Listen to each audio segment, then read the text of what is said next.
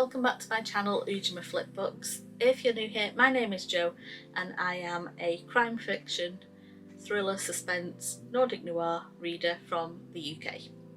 And today I am coming in with a March reading roundup and what I intend to read in April. So let's start with the March roundup. Do you remember back in March when I was all, I'm going to read 7 books this month? I'll leave it linked up above if you want to go and have a look at it. Guess how many books I actually read? If you guessed 0, you would be correct. I don't know where the month has gone, to be perfectly honest. So I feel like I started the month, finished reading Outside by Ragnar Jonasson, which a review will be coming soon on, and then I don't know, I started reading Written in Bone and also started reading the Linwood Barclay one, and I've probably read maybe 10 pages of each of them, and then suddenly the month was over. I was like, it sort of took me by surprise. I was like, oh, I literally have like 3 days to read all of these books. That's not going to happen. I don't really even have a reason for not reading this month. I think I just haven't. That's as simple as that. So yeah, I want to fix that in April. So these are the books that I'm going to attempt to read in April. Some of them are rollovers from March, a lot of them aren't. Just because I didn't want to end up that the same books just keep rolling over and over and over, because I don't feel like that will encourage me to read, to be perfectly honest. So, April to be read pile. It's here next to me and it's substantial. So, the first book that I'm going to read in April is Look Both Ways by Linwood Barclay. This was on the March list, and as I say, I have read that much of it. I'm up to page 40. So that's the first thing that I'm going to do, is actually finish this book within April. The first 40 pages, I'm on the fence about it, but I'm not hating it, so we'll carry on. Next up, I am going to attempt to read The Locked Attic by B.P. Walter. So if you've watched my birthday book haul, I think it was, which I'll leave links up there as well, or maybe it's that way, it's up there anyway. I mentioned that I had one book that was on the buy one get one half price, but I didn't know what the other book was that I'd got with it at the time. Turns out it was this one. I found this in the boot of my car. I don't know if it had fallen out of the bag or if it was a book that I've just thrown into the back of the car, because I spend a fair bit of time on motorways for work and they're very unpredictable.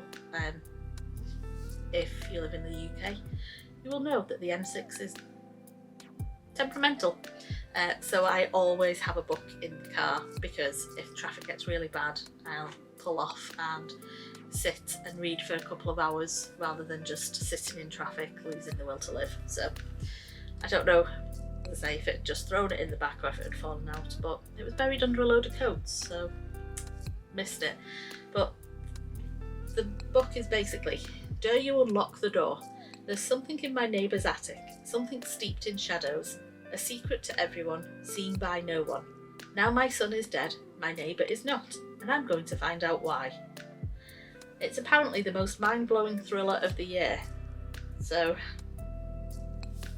we'll see. But yes, The Locked Attic will be hopefully book number 2 of April. We then have a recommendation from my friend Cameron. She said to me that the Alice Feeney books are some of her favourites and that Rock Paper Scissors is her favourite of Alice Feeney's, so I picked up a copy because I thoroughly believe if someone recommends a book to you, you are obliged to pick up a copy and read it. So that's what I am going to do. I am actually quite looking forward to this because, one, Cameron's got awesome taste, so I trust her recommendation. And 2, the back of the book sounds really good. 10 years of marriage, 10 years of secrets, an anniversary they'll never forget. Adam and Amelia are spending the weekend in the Scottish Highlands. The remote location is perfect for what they have planned. But when their romantic trip takes a dark turn, they both start to wonder, can they trust the one they're with? Because every couple tells little white lies. Only for Adam and Amelia, the truth is far more dangerous. Looking forward to reading that one. Then we have the first of the Icelandic authors that I am aiming to read this month, and this is the first book of, I think it's a trilogy, there might be more actually, but I think it's a trilogy, and this is The Creek on the Stairs, and this is by Eva Björg Igzadottir. So I don't know anything about this other than it popped up as recommended on Amazon for me. It does have a quote from Ragnar Jonasson saying, "How exciting and harrowing tale from one of Iceland's rising stars." So very excited to get that started. I then have 2 books that were in my charity shop haul. Again, I'll leave it linked whichever way up there. I think I'm always going to point there because it just, I feel like night fever now, but that way feels easier to point than going that way. I don't know, maybe it's a right-handed thing, although then the footage is flipped, so maybe I'll look like I'm left-handed and you don't care, do you? I'm just waffling. Anyway, 2 books from my charity shop book haul going onto my reading pile for this month. One of them is Ian Rankin, The Flood, and the other one is the Roald Dahl anthology of Skin and Other Stories that I picked up. So both of them are on my list for April. Then there are 2 books that I've just picked at random to roll over from my March reading. That is Fatal Crossing by Tom Hindle.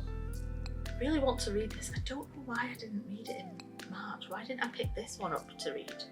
But yeah, anyway, Fatal Crossing. And You Should Have Told Me by Leah Conan. You're probably thinking you can't have any other books because you didn't get through your March pile, but I do. I then have a couple of books that I think I picked up in Tesco's, maybe? Yeah. Let's go with Tesco's. The first is The Kind Worth Killing by Peter Swanson, and then we have Breathless by Amy McCulloch. Can't go food shopping without picking up some books. And then the last book is something completely different to all of those, in that it is not a crime fiction book at all, and it is Animal Life by Eithur Ava Olafsdottir.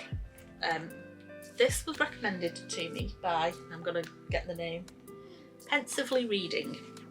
So on my birthday book haul, they mentioned that they had just finished reading this.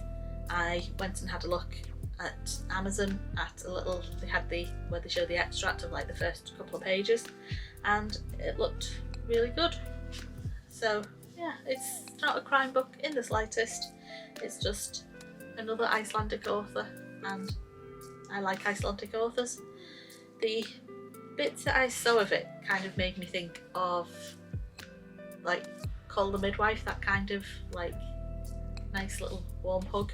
So got a copy of that to read as well, which makes for a total of, she says, trying to get them all.